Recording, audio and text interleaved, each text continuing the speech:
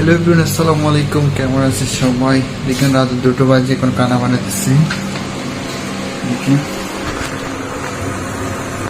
তো এটা হচ্ছে কানা বানাতেছি।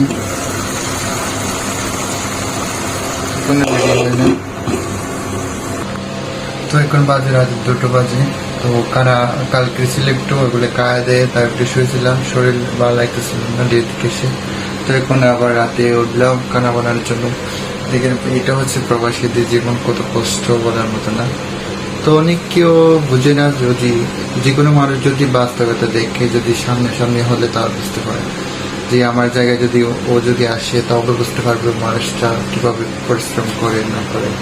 তো আমরা আগে ভাবতাম আমার বাবা বড় বাইরে থাকতো প্রবাসে, তবে মনে হতো মানে কেমন জানি করে তারা মানে টাকা পয়সা ইনকাম করেও হয়তো অনেক ইজি, কিন্তু আসলে তা না, একদম ভুল ধারণা। অনেক